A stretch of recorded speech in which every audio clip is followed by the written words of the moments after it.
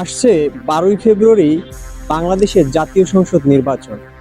এই নির্বাচন উপলক্ষে বাংলাদেশের মানুষের রয়েছে ব্যাপক প্রত্যাশা, ব্যাপক প্রাপ্তির জায়গা। আমরা বাংলাদেশের বরিশাল বিভাগ, সেখানকার মানুষের এবং সেখানকার নাগরিকদের নাগরিক ভাবনা নিয়ে এই নির্বাচনে তাদের কি ভাবনা রয়েছে এবং তাদের কি প্রত্যাশা রয়েছে সেগুলো জানার চেষ্টা করেছি।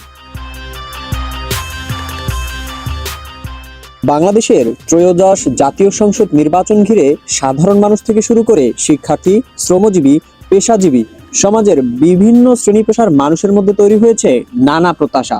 বর্তমানে আমাদের একটি ইন্টারিম গভর্নমেন্ট ক্ষমতায় আছেন, তারা আগামী 12 ফেব্রুয়ারি একটি নির্বাচন আয়োজন করেছেন। তো অবশ্যই সেখানে একটি নির্বাচিত সরকার আসবে ইনশাল্লাহ। তো যেই সরকারি ক্ষমতায় আসুক, তাদের কাছে প্রত্যাশা থাকবে যে বাংলাদেশে কি অপরচুনিটি আছে সেগুলো কাজে লাগানো এবং কি প্রবলেম আছে তার সলিউশন।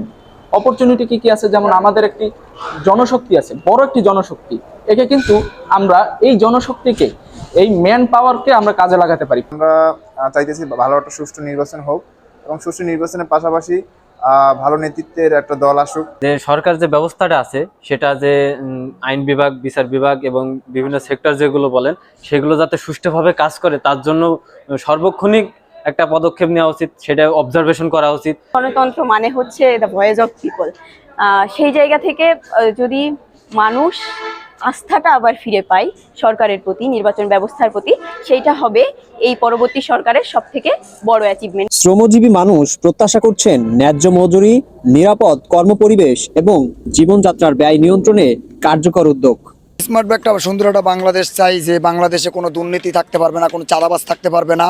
আমরা চাই যাতে আমরা সাধারণ পাবলিক যাতে ভালোভাবে বাঁচতে পারি, কোনো সমস্যা না হয়, এবং যেই আসুক, যেই নির্বাচন আসুক, মানে যে আমাদের নেতা হইবে আর কি, ভোটে যে আর কি জড়িত হবে, মানে ভালোভাবে যেন দেশটা পরিবেশনটা যেন ভালো থাকে, কোনো যেন ঝইঝামেলা না হয়, নিরিবিলি আমরা যেমন আমরা গাড়ি চালিয়ে খাইতেছি, মানে আমরা সুন্দরভাবে বাঁচতে পারি। আমরা চাই যে বাংলাদেশ খুব শান্তি শৃঙ্খলাভাবে চলুক। ঠিক আছে, যে সরকারে আছে আমার কাছে আপনারা জানি বাংলাদেশের যে জনসংখ্যা আছে তাদের যে চাহিদা, যে মানুষের মৌলিক 5টা চাহিদা থাকে এবং তাদের সেই চাহিদাগুলো জানি পূরণ করতে পারে। যেমন খাদ্য, বাসস্থান, শিক্ষা, চিকিৎসা, এগুলো কিন্তু মানুষের মৌলিক অধিকার। এগুলো পূরণ করার দায়িত্ব কিন্তু সরকারের। ঠিক আছে, কারণ বর্তমানে অবস্থায় কিন্তু অনেক মানুষ প্রায় অনেক মানে কামাই করতে পারে না, সমস্যার ভিতরে আছে। ঠিক আছে, কিন্তু এইটা সরকার দেখা লাগবে। পেশাজীবীরা আশা করছেন সুশাসন, অর্থনৈতিক স্থিতিশীলতা এবং একটি উন্নয়নমুখী রাষ্ট্র পরিচালনা। সব মিলিয়ে সাধারণ মানুষের প্রত্যাশা একটি শান্তিপূর্ণ, সুষ্ঠু ও অংশগ্রহণমূলক নির্বাচন, যা দেশের গণতন্ত্রকে আরও শক্তিশালী করবে এবং নাগরিকদের অধিকার ও উন্নয়নকে নিশ্চিত করবে।